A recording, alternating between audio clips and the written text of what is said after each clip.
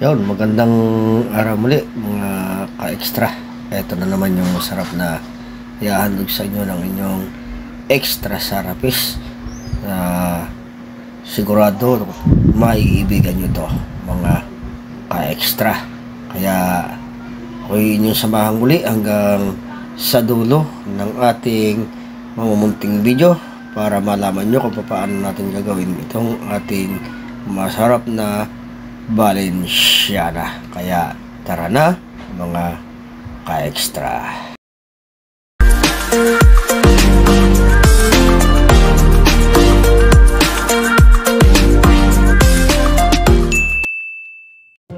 At ito na nga yung ating mga ingredients, yung ating malagkit, yung ating hotdog, karning manok, Thai, beans, at saka yung ating bell pepper, star margarine. Yan yung ating lahat ng mga gagamitin. Saka yung ating Knorr cubes na pampasarap. Ayan, para maganda yung ating templada mamaya ng ating luto. At saka pala, ito na nga yung ating atay, siya nang inuna ko. At yan, may hinugasan ko na. Gayatin na natin ng pino yan o ginunting ko na lang kapag gawa dyan mga ka-extra. Ayan. At yan ay ating pakuluan sa sarili niyang tubig. Ayan. At habang nakulo siya, ayan, magsimula naman tayong hiwa ng ating mga ingredients. Pero kinat ko na yung ating paghiwa dyan ng ating mga ingredients para hindi tayo tumagal. Ayan. At yun na yung ating mapakuluan na atay ng manok. Ayan naman ang ating hihiwain ng tamang laki lang para siya nating pang halo doon sa ating gagawin ngayong masarap na Valenciana. Ayan. At yan, habang ako'y naghihiwa mga ka-extra, ay huwag natin kalimutan na i-share, subscribe yung ating channel at palike na rin mga ka-extra. Ayan na rin yung ating yung karne ng manok o yung laman, yung ating gamit yan. Tinanggalan ko na rin ng pero minasubra pa dyan mga buto-buto pero yan ay ating isi-separate na. Ayan, iwain din natin yan ng tamang laki lang o depende sa inyong mga porsonada. Ayan. At yung ating mga ingredients na bawang, paminta at saka bell pepper ay siya nating nauna nang natapos. Di ko na pinakita sa inyong lahat at nang hindi nga masyadong humaba yung ating video.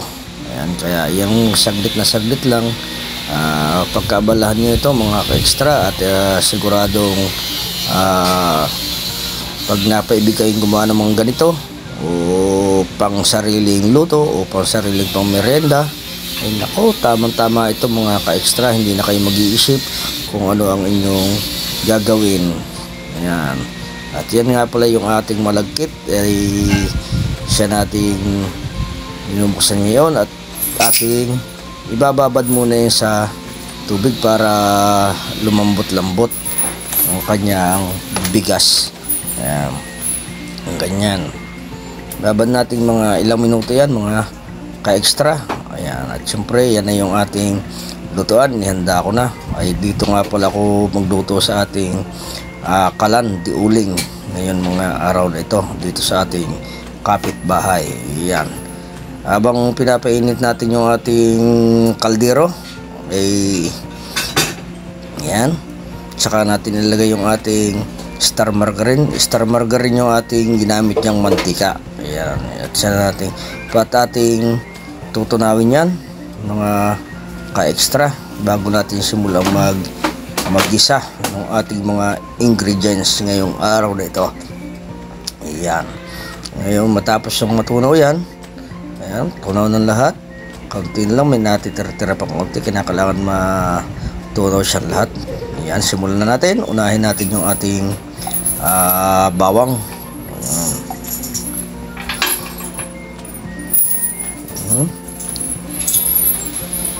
Pagka medyo yung bango na yung ating bawang, saka naman natin ilagay yung ating mga susunod, yung ating sibuyas.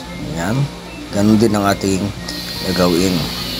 Pag naamoy na yung magkahalo na yung kanyang aroma, ay nako, ayan, saka nyo ilagay ngayon yung ating hiniwang atay ng manok. Ayan.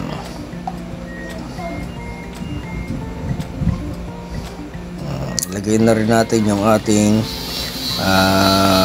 laman naman yun ng ating manok. Kaya yung ating magiging luto dyan, naku po, napakasarap niyan mga ka-extra. Talagang overload ang ating magiging luto dyan sa ating Valenciana.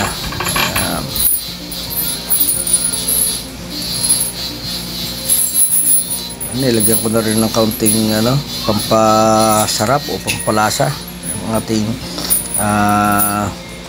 powder na magic. Ilagay natin dyan. Medyo kulang, lagyan pa ulit natin ng kaunti lang, mga tabatansya na yan mga ka-extra. Pero mamaya bibilagay natin doon sa ating description box para hindi na kayo malito. Ayan, inilagay ko na rin yung ating binabad na malagkit, kalahating kilo mga ka-extra yung ating gawin dyan. Ayan.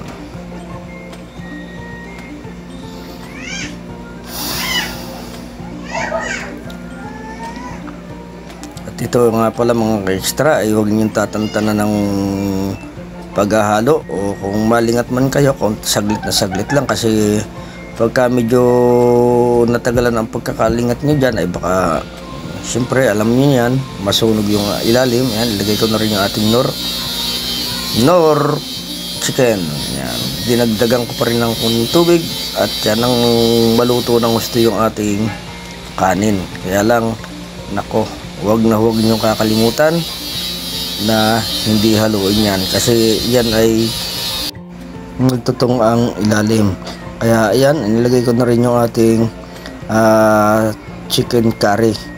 Yan, haluan rin natin yan para siya nating pangpakulay, o yung ating chicken curry. Ayan na, naluto na yung ating naiga na yung ating sabaw ng ating kanin. Ayan, o yung ating malagkit. Ayan, nilagyan ko na rin yung ating alam niya siguro na yan kung ano yan, yung ating pasas. Ayan, unti-unti na natin siyang lalagyan ng mga ricadicos. Ayan, o yung ricado natin, o yung ating mga pang-toppings dyan, o yung pampasarap. Ayan, unti-unti lang, o sunod-sunod lang yung ating paglalagay dyan mga ka-extra, para masubaybayin yung lahat kung paano natin ginawa. Pero alalay lang ang ating apoy na yan mga ka-extra. At yan, paininin natin saglit. Ayan, yan na. At ito na siya mga ka-extra. Kaya lang haluin pa rin natin yan ang ilalim. Ayan, kasi yung ilalim ay baka matutong pagka hindi na natin siya nahalo. Kaya walang tigil ng halo mga ka-extra. Kaya lang medyo mga lay-ngalay rin nga lang sa braso maghalo ng ganyan. Pero tiyagan lang yan mga ka-extra kung talagang gusto nyo makatikim ganyan mga luto. At yan, ilalagay ko na rin yung ating beans. Yan, napakaraming halo ng ating Valenciana.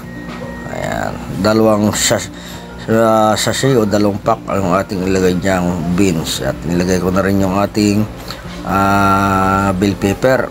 Ayan, dinagdagan ko pa ng ating chicken curry. Medyo kulang sa kulay. Chicken curry yung ating dyan.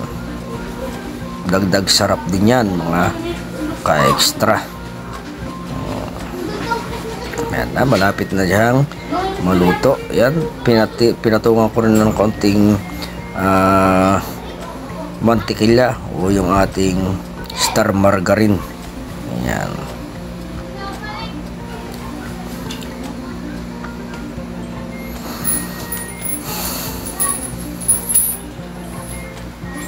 Yan, nilagay ko na rin yung ating ginayat na o hiniwa-hiwang hotdog. Yan. At siya natin ihahaloin dyan. Mamaya imimix natin yan, no? Halo-haloin natin dyan para maganda ang lagay. Hindi pa po yan mga ka-extra ay toppings. Mamaya pagka hinango na natin yan ay saka natin yan lalagyan ng panibagong toppings mga ka-extra. Ayan na, luto na yung ating Valenciana. Kaya hanguin natin yan. Kaya maganda-handa na kayo mga ka-extra at makakatikim na kayo ng ating masarap na Valenciana. Ayan. At pagkakaganda ng ating pagkakaluto, yan, ilagay natin dyan sa ating mangko o yung ating malaking pinggan. Ayan. At syempre mamaya-maya titikman nyo ng ating panibagong tester mga ka-extra. Ayan. Kaya habang tayo nalalapit na sa ating pagtatapos ng ating pagluluto mga ka-extra, ay huwag nyo kalimutan na subscribe and share yung ating mamunting channel mga ka-extra. Ayan. At yan ngayon, ilalagay na natin yung ating mga toppings. Ayan. Iyan ay tira ko kanina doon sa ating minix kanina sa pag-isinama sa pagluluto. Kaya yung ating bell pepper na yan, yan ang ating magiging toppings. Tapos lalagyan pa rin natin yan ng hotdog. Ay nako, tunay na overload yung ating masarap na Valenciana. Yan pa rin, niliburburan ko na rin ng ating pasas.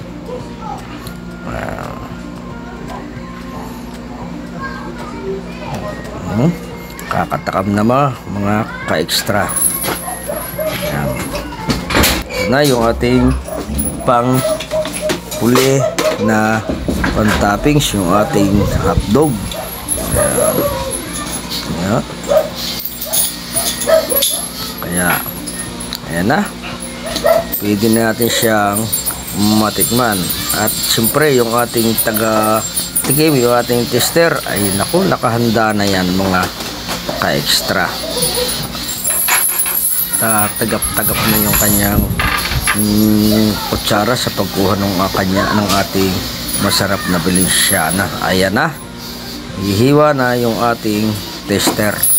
Ayan, kumuha na siya ng ating titikman. Yung kanyang titikman, ayan yung ating bagong taga-tikim. Ayan mga ka-extra. Kaya yun, maraming salamat muli sa inyong walang sawang pagsubaybay sa ating mamunting channel mga ka-extra. Yun, maraming salamat muli sa inyong lahat.